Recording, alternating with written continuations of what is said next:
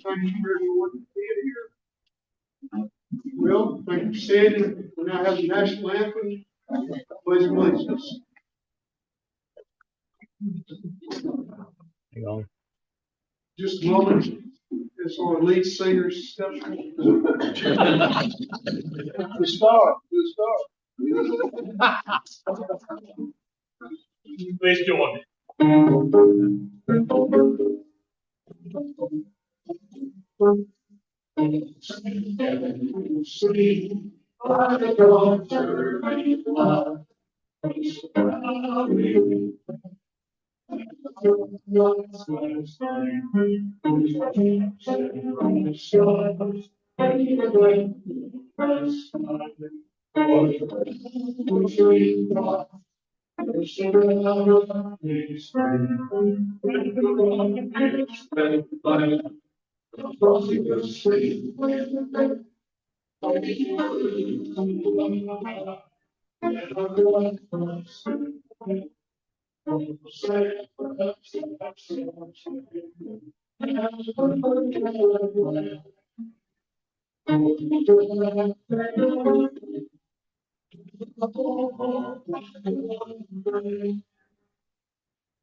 pledge allegiance to the flag of the United States of America and to the republic for which it stands, one nation, under God, indivisible, with liberty and justice for all.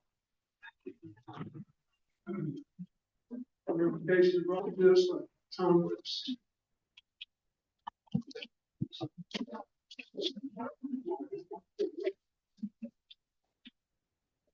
Let us pray. Lord in heaven, we've got a bunch of messes on our hand now. We ask for your guidance, your help. We ask for just a big bucket of good sense, guidance, wisdom and direction as we tackle things such as Iran, Iraq,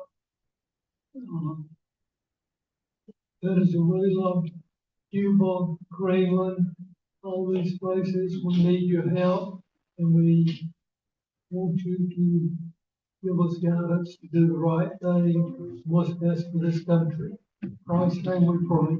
Amen. Amen. Thank you, Tom. Dothan Rotary.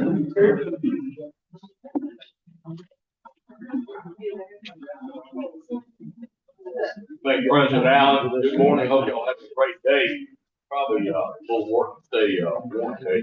Before we celebrate birthdays and anniversaries, let me share this with you. Former Rotarian Terry Stansel, who was a great friend of many of us, and was a longtime friend of mine. I met Terry when he first came to Dothan, Alabama, and opened up the Gators in the ball, which seems like eons ago. And over the years kept being reacquainted with him. The last of which was during the many hard days that he suffered with dementia. I know Archie Solomon helped serve Terry along with both Thacker, and it was indeed a pleasure for us to be able to serve this gentleman during his last days. Visitation is going to be Friday morning at 10 a.m. Service will be in a celebration of life at 11 a.m. at First United Methodist Church. So let's keep the family in the prayers. Son Ben and Jack and his wife Jamie and Amelia, his wife. Now, happy moments. Let's celebrate birthdays. Melissa Kirkland on February 27th. Derek on March 1st. Anniversary Scott Childress and Carla on February 24th. You all have a great week. Thank you. Bless you. Yes, this is the Terry. Now figure.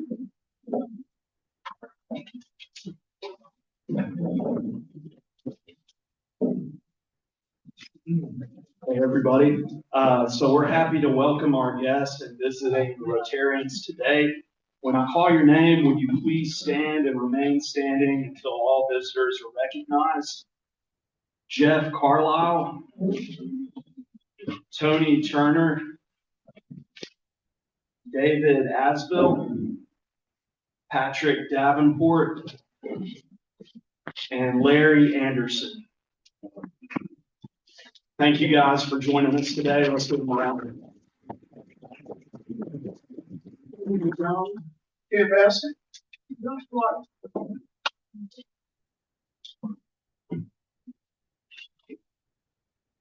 morning. The pot's up to 1,077 points.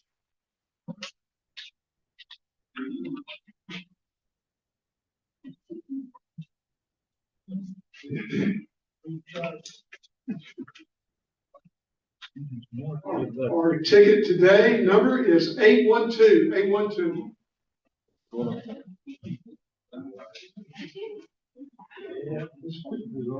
No, they want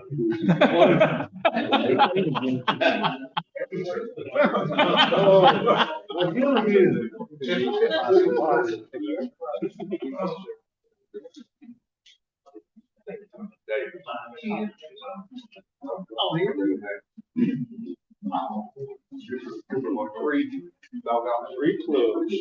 Three states. Thank you, David. We'll try again next week. Thank you, Josh.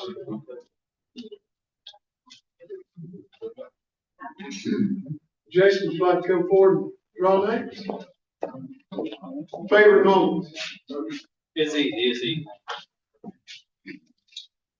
I do want to give an update about where we are on programs.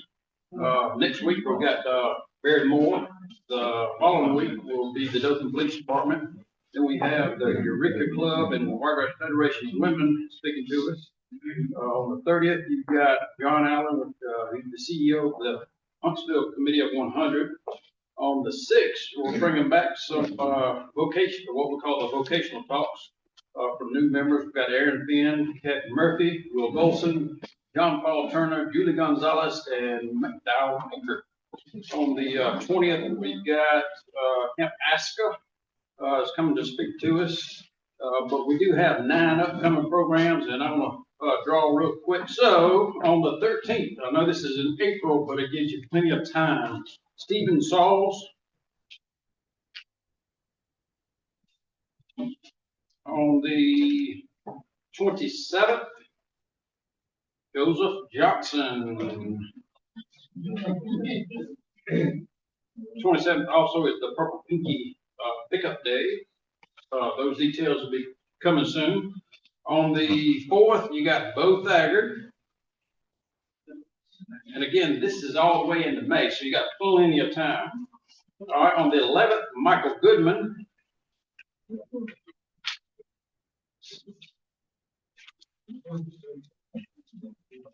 We're watch program is going to be May 18th. Or it's at the beginning of the program. So you got Brandon Hurst. No program on the 25th, and we're going to finish up the month of June. We're going to go ahead and draw and get this over with, so you got plenty of time. Caitlin Skipper. On the 8th, we have Doug Blankenship. Congratulations. On the 15th, Colton Curington. On the 22nd, Josh Waddy. And one final one. On the 29th, Fran Lamartina. Won't that be Swan Song? And that'll Jason, should that be Swan Song, the last one? that you're right. We talked about that just a little while ago. Fran, forget that. You're good. But that's going to be Alan Swan Song on the 29th. That's the last day of June. Again, thank you all, and look forward to your programs. Thank you.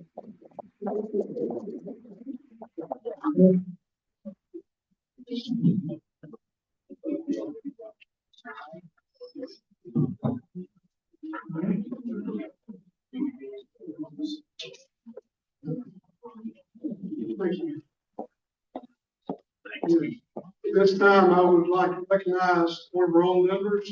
We're very honored here at Dothan Rotary Club having our group newly elected Republican House Caucus Leader, Paul Lee. Please congratulate Paul.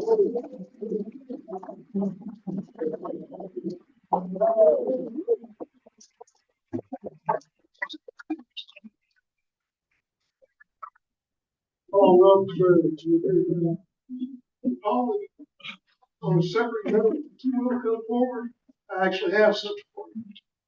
I'd like to present. Not buying votes. I got to play full out.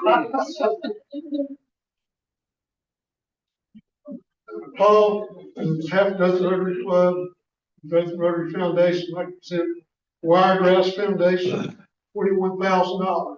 I believe this came from the very end of our white elephant sale. The monies that were brought in. Thank you, Paul. Appreciate it. Guys, thank y'all, because if it were not for y'all, you know you own this land at Wiregrass Rehab Center. We lease it for $1 a year. That's one burden we don't have to worry about. So if it were not for Rotary, we probably wouldn't be as solid and strong as we are. So thank you very much. Thank you, Paul.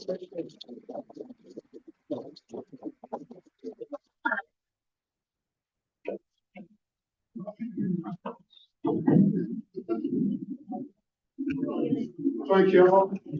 Just before we get into the program, just want to mention today is Rotary's 121st birthday.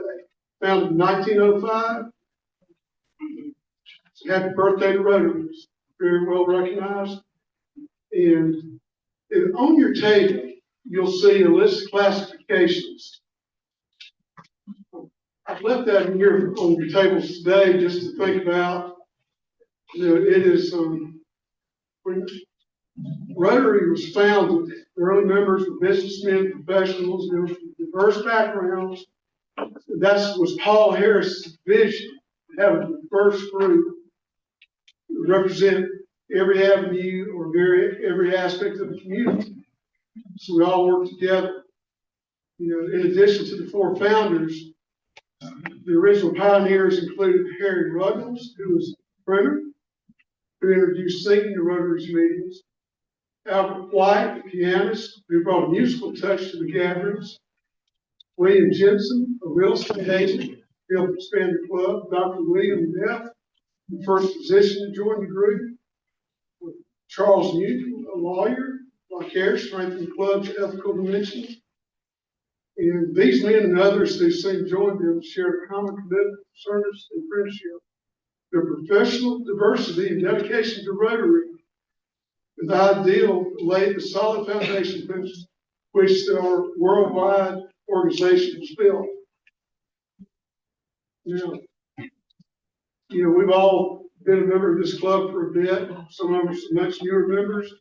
But if you recall, part of the criteria of being inducted into Rotary is I'm quoting from our induction ceremony, is you've been approved for membership in this club because we believe you're a worthy representation of your vocation. I just want to take a moment and just point out some of the vocations that are available. I'm not going to go through every one of them. We have two lists on the table. One is the Dothan Rotary Club list, which was actually put together about 20 years ago. We really haven't changed it. We really haven't had a strong need to change classifications.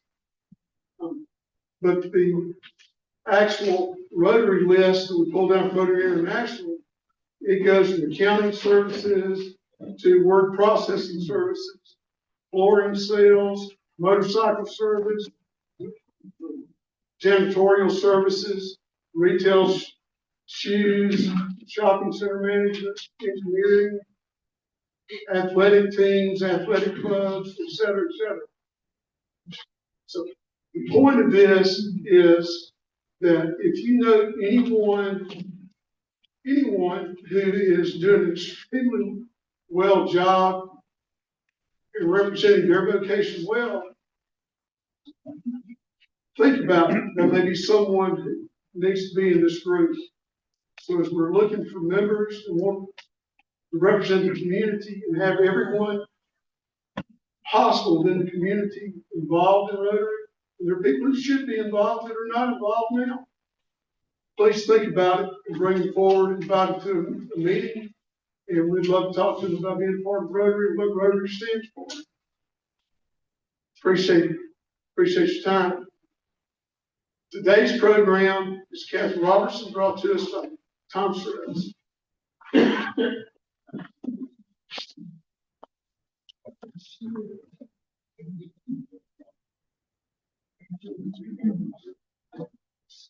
I didn't even think about getting up on that boat. The lady the other day saw me putting groceries in my car. She not only put my groceries in the trunk, sprayed over me while everybody in the parking lot looked at me. I was not gonna fall after that thing. It's my privilege today to introduce our speaker, who is Catherine Robertson, who is the chief counsel to the Attorney General Steve Marshall. Prior to that, she was senior counsel to the former Attorney General Luther Strange. I think it says a lot of somebody when they come into office, they keep someone before that's an important position. That means they're very valuable to their office. Catherine is a graduate of Auburn University and the law school at the University of Alabama. Some of the things that close to my heart is she's very involved with both the victims of crime and leniency, and it's in my heart over the years. And I know many people in common with her on that. The other thing that's close to my heart is she's been very active in supporting law enforcement, getting funds for law enforcement and for DAs, which is real close to me. And people don't realize that DAs have hard time getting money. They don't get about 40% of their money from the financial general fund. They have to raise the rest of the money to run their office. So it's very important for them to keep law enforcement going like that. She's been involved in so many of these things. I'm just going to cut short and let her speak. I introduce to you Captain Robertson, Chief Counsel to Attorney General of Alabama.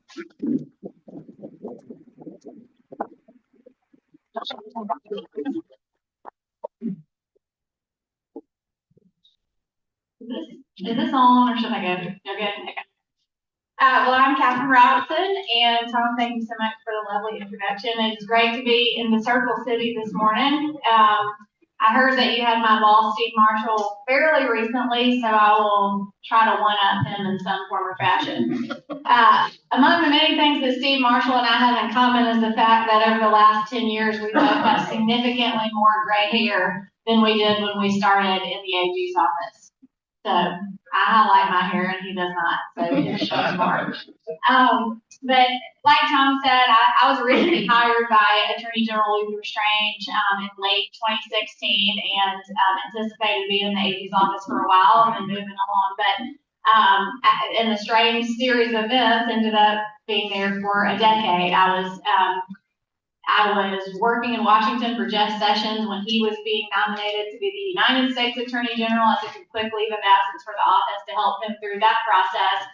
And when Sessions got confirmed, Luther Strange got appointed to Sessions' Senate seat. And so in the blink of an eye, I had two bosses move on and kind of leave me behind. And I wondered what was going to happen when I got back to Alabama. But I got a call from a guy from Guntersville, Alabama that I had never heard of before, who identified himself as a Marshall County District Attorney. And as a Selma girl, which is where I'm from, I had never heard of Marshall County or the Marshall County VA for that matter.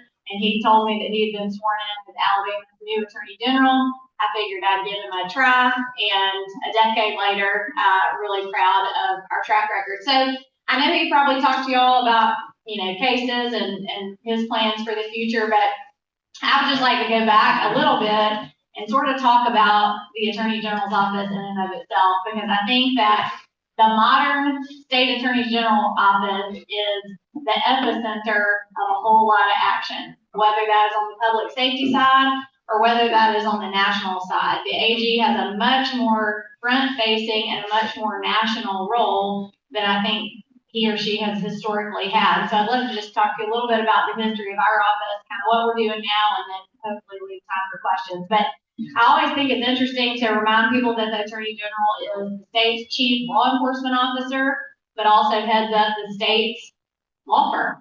And so you can imagine all the things that fall in between those two categories. We have had an Attorney General in Alabama since 1807, which was way before we became a state.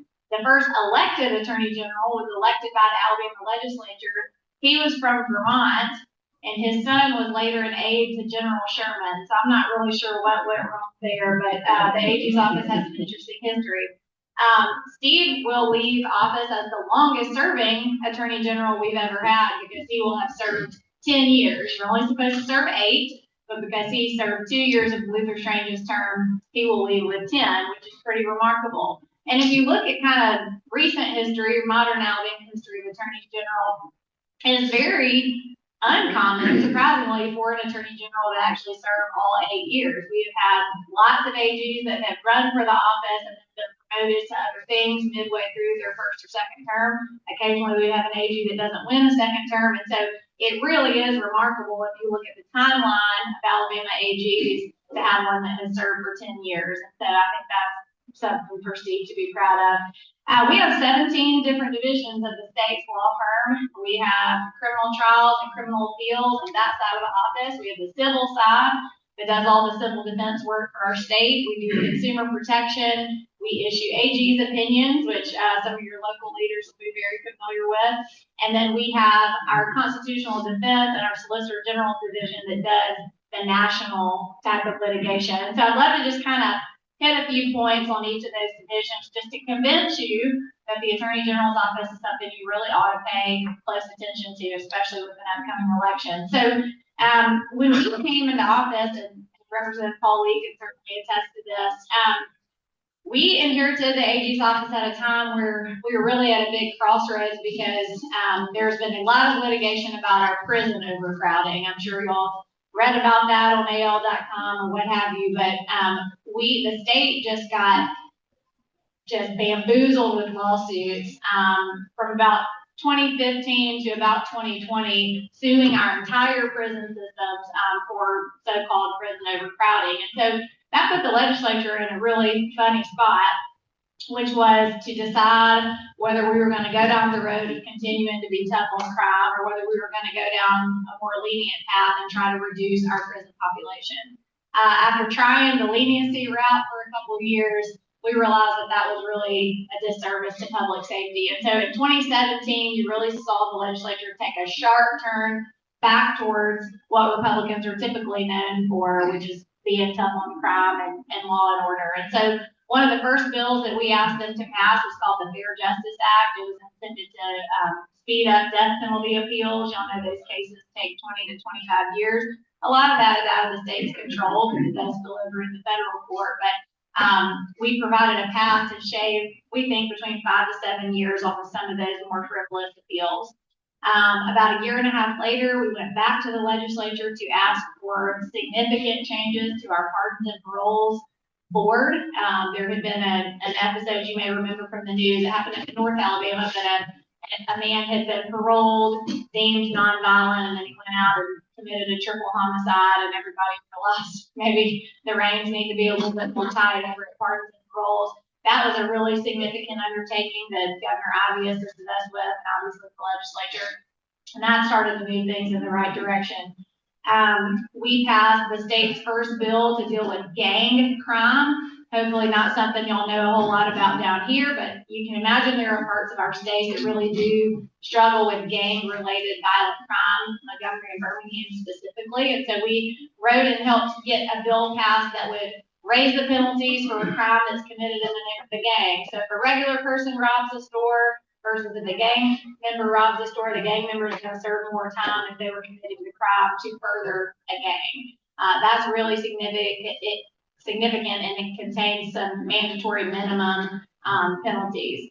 A year or two after that, we had a sheriff's deputy killed up in Bibb County by a man who was out on good time. I don't know if you're familiar with good time, but when you sentence an offender to, let's say, 10 years in prison, it used to mean that they would only serve about 3.5 years of that time, and it was just sort of an understood part of our system.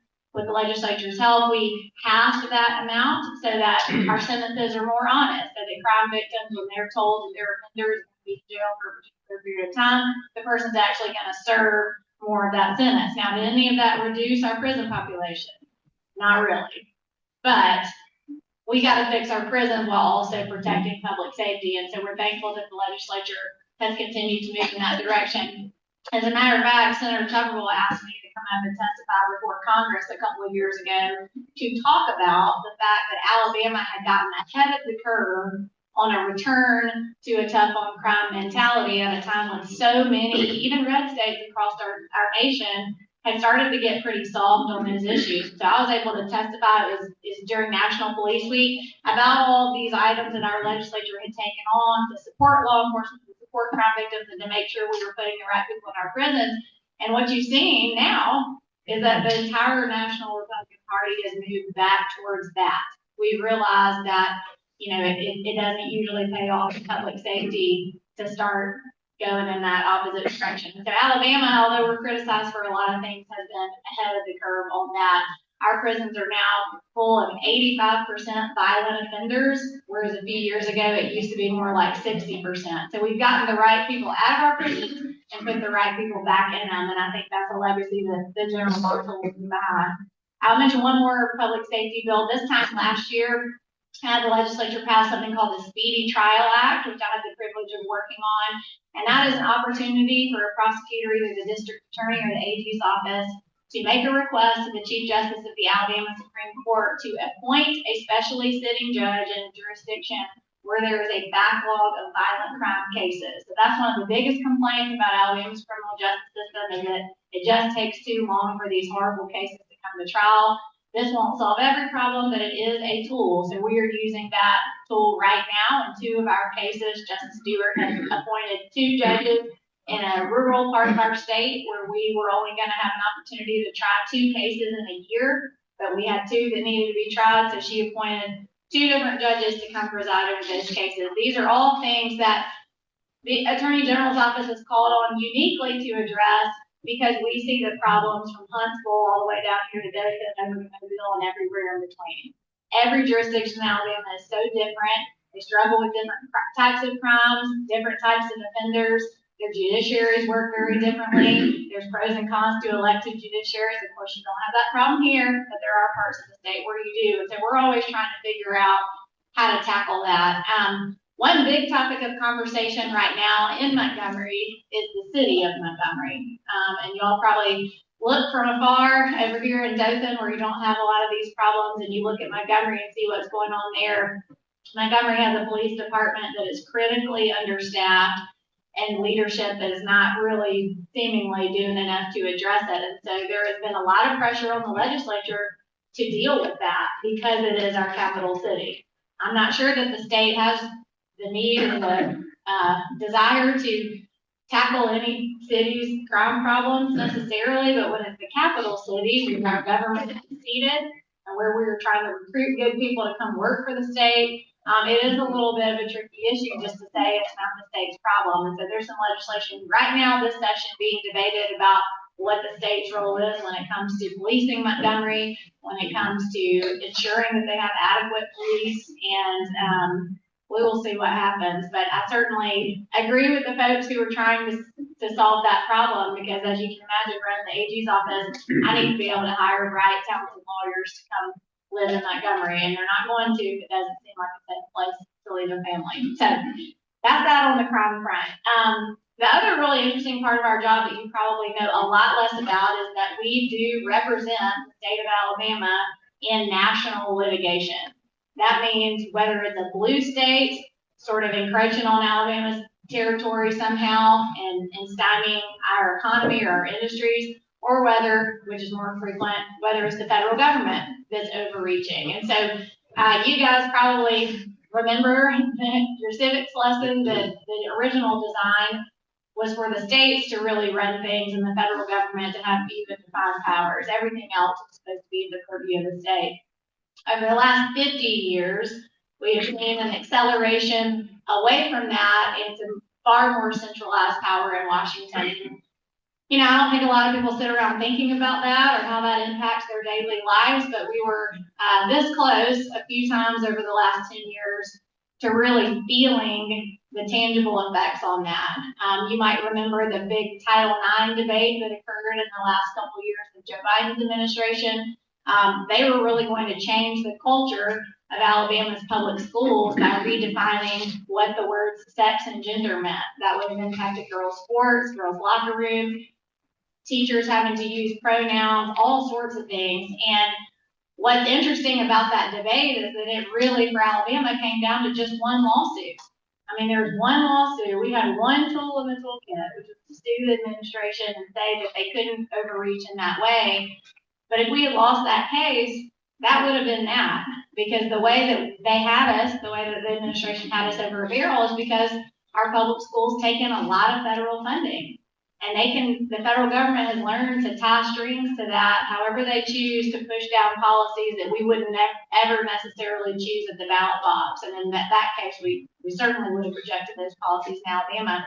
We saw a similar phenomenon with the 4 federal vaccine mandates that were handed down during COVID. We saw another example of this during the early days of the pandemic when the ARPA funds were handed out. The federal government said that if the state took the ARPA money, which we were entitled to, that we weren't allowed to lower our taxes for 4 years following that. So you started to see this trend where if there's a hostile administration in Washington, they could push their agenda down on states like ours via the federal funding that we take in. And the truth is, Congress does not spend a whole lot of time debating that issue. Congress does not spend a lot of time. Now, granted, they don't have the votes to do a whole lot right now anyway, but there hasn't been a big debate at the congressional level about reining in these federal agencies. And so that's why you see the AGs, especially the Republican AGs, so active on the litigation front, because although we are known as the last line of defense, there have been a lot of times where we were really the only line of defense. And sometimes I almost wish Alabamians ought to experience just a taste of what it would be like if you didn't have a strong AG, because you would not recognize our state if it weren't for some of these lawsuits that we have filed and won.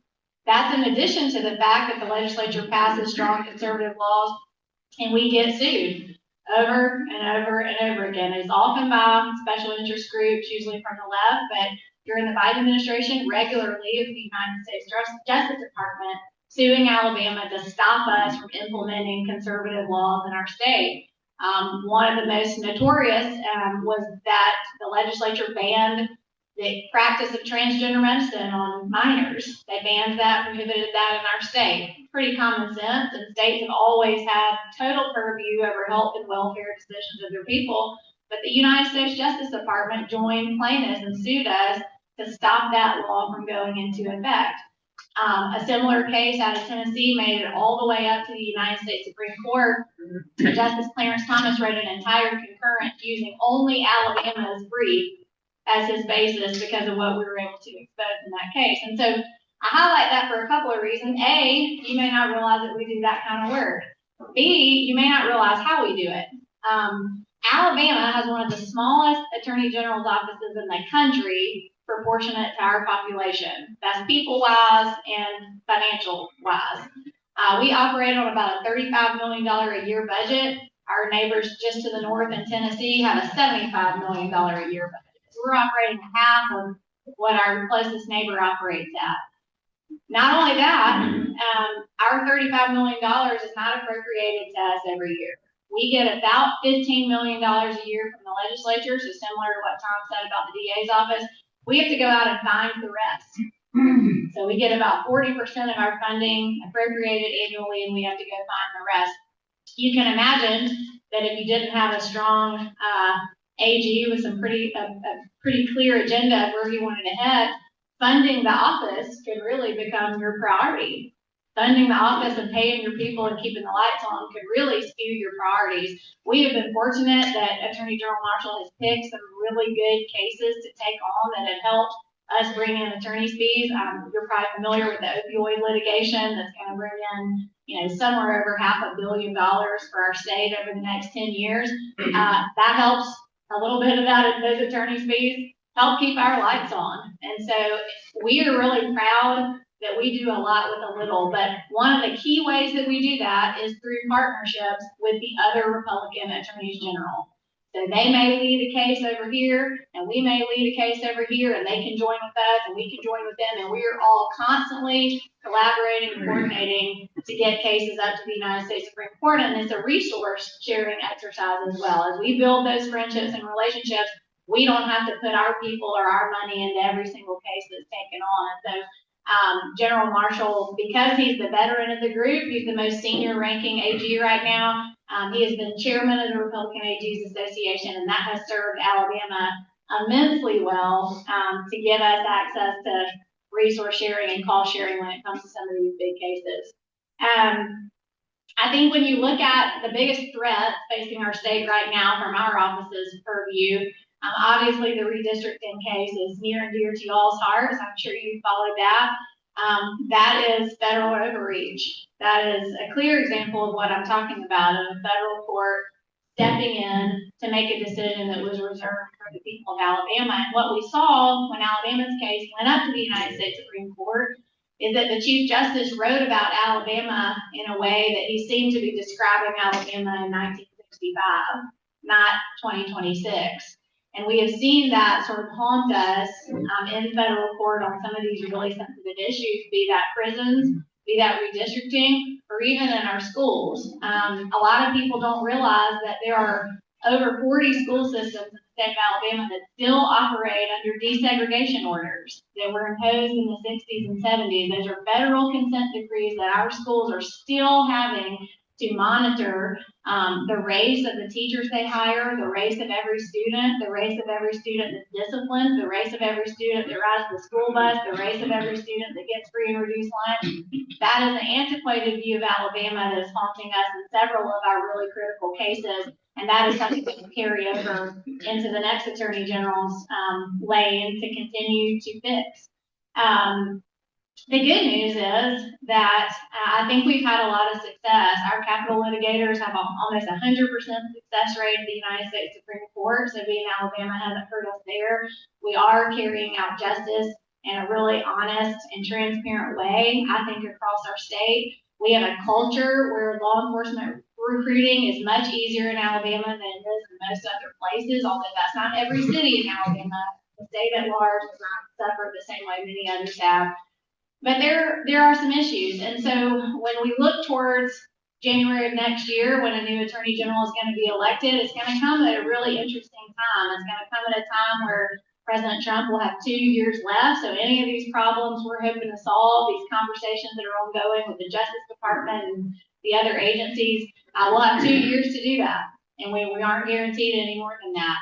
But it'll also be an interesting time because Alabama is going to have its first new governor in a decade, in addition to its first new Attorney General in a decade, a new Lieutenant Governor, a new Secretary of State, and on down the line. And so I am running to succeed my boss as Attorney General, although this is not a political speech, but that really is what has motivated me to take interest in this race. It's just that all of those other constitutional officers are represented by the Attorney General. All those constitutional officers call us when they run into legal problems or have legal questions. And so I think that the state is probably going to look back in the next few years.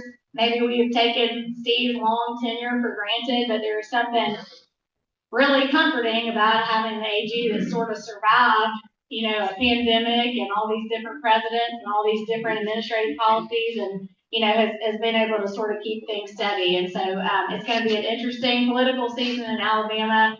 But if nothing else, please take this away from me. The Attorney General's office affects you in your daily life more than you realize. And it probably should, because the power is supposed to be closest to the people, which is the state and local government. And so I want you to have confidence in the AG's office. I want you to pay attention to it, and I hope you'll pay attention to it when you go to the ballot box here in May. With that, I would love to take any questions you may have. Yes, sir. Ma'am, I presided over a case, capital case, 1998. You spoke of capital litigators.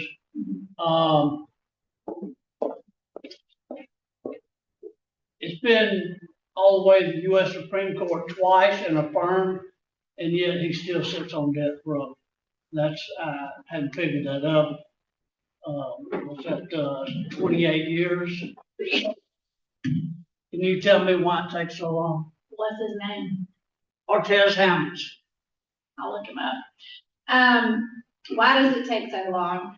I would say frivolous litigation, slow federal courts, and sometimes, and I'll look this guy up and sort of figure out where he is in our system.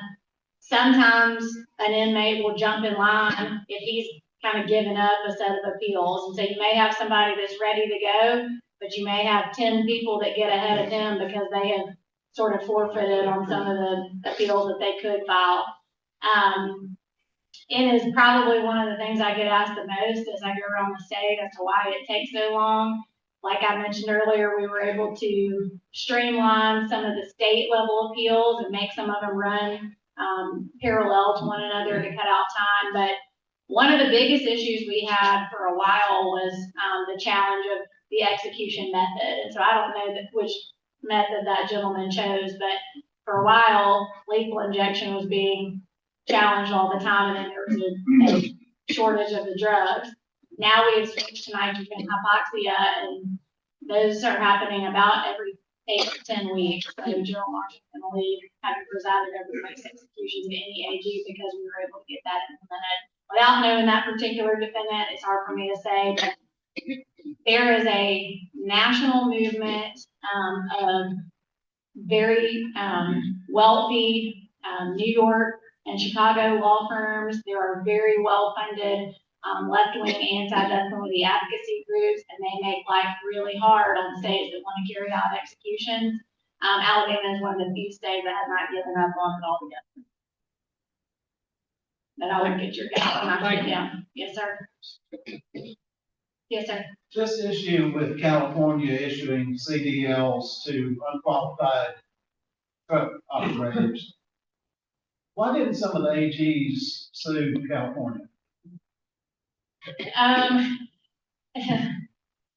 It is hard for us to have standing to sue for activity that is inside the state of California, but as those truck drivers come out of the state of California, every state has the opportunity to take the opposite approach. So for instance, Florida has banned truck drivers from being able to operate in the state of Florida if they are not legal citizens that speak English and that kind of thing. I know that we have talked to the administration about that issue, that the U.S. Department of Transportation has looked at that, but a state cannot sue every other state for activity that they don't like. It's very difficult to establish standing. And so the court's approach is often to say California can do what it wants inside its four walls, but the next state over can ban that exact same practice. So I hope that the administration is going to take that up. They did, I think, do an executive order on that, and I'm sure that it will be heavily litigated, but I think our state and every state like ours ought to ban it so that they're hemmed in and can't,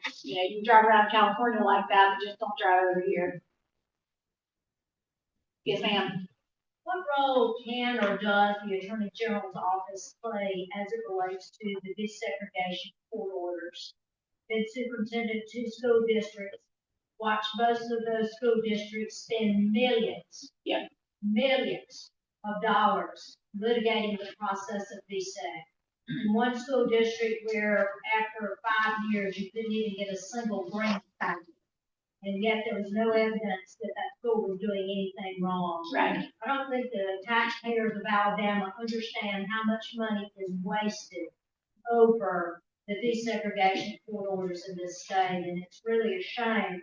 Those who are getting filthy rich are the lawyers involved, and a few of those federal judges who seem to be seated to harass public education. Thank you for backing me up on the concern there. So the AG's office does not technically represent city and county school systems. However, what we would like to do is to try to reach some kind of global resolution with this administration sometime before this president leaves office. And there's a reason I say this administration and this president. It's because they have expressed interest in helping out particularly some of the deep South states that are still trapped in these situations. And in one limited instance in Louisiana, the U.S. Justice Department Civil Rights Division did allow a school system in Louisiana to escape a consent decree and dissolve it. And that happened this summer. So that's when we started looking at what does this look like? We can't go take over a city and county's litigation, but if they would agree to work with us, if we could get them to sign on to let us negotiate what I would like to see is a global resolution of a way where we could go into court and file the same piece of paper in every one of these jurisdictions that says we want to settle, and then get the United States Justice Department to agree not to oppose that resolution. That would be my goal. That's an oversimplification, but generally what I'm going for.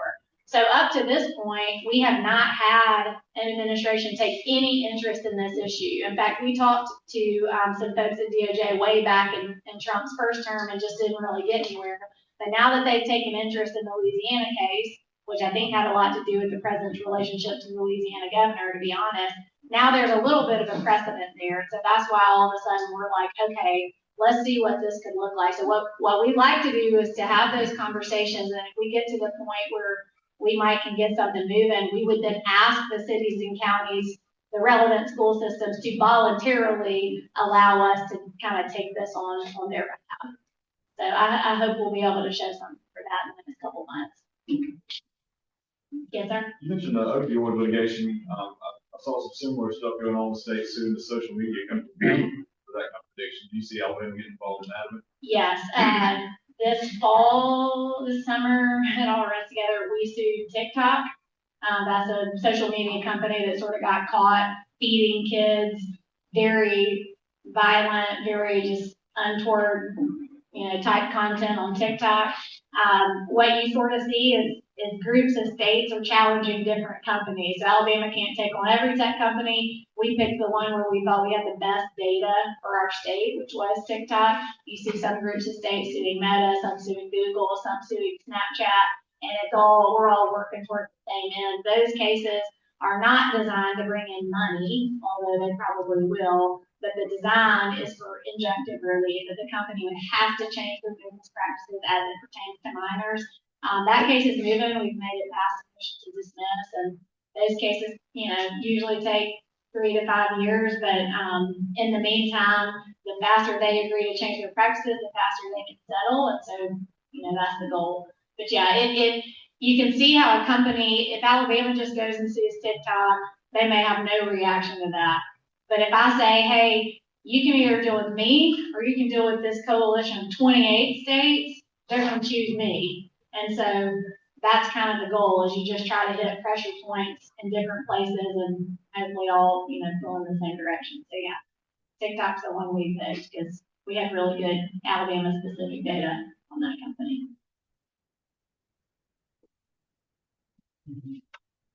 Anything else? Well, it's a pleasure to be with y'all. I do consider myself a South Alabama girl, although I can't claim that I'm a Wiregrass girl, but I'm a 8th generation farm girl, and so I feel a very close connection every time I'm down here in the Wiregrass. Y'all are a lot like the folks that I grew up with, and I appreciate your hospitality. I am sorry to miss your sheriff, who's a friend and supporter of mine, so y'all give him my best when we see him next. But thanks so much for having me.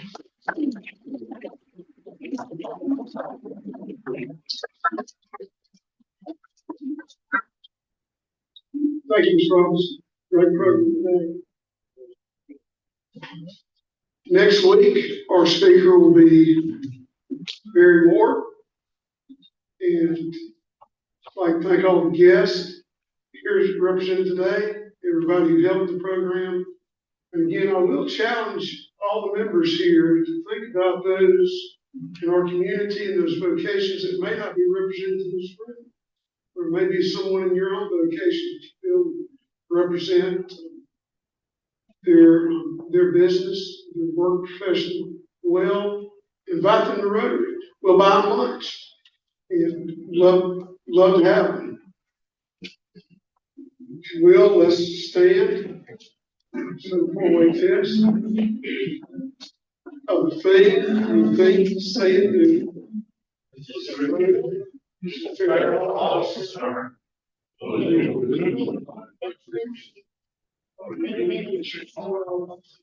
Look forward to seeing everyone next Monday. Great friend.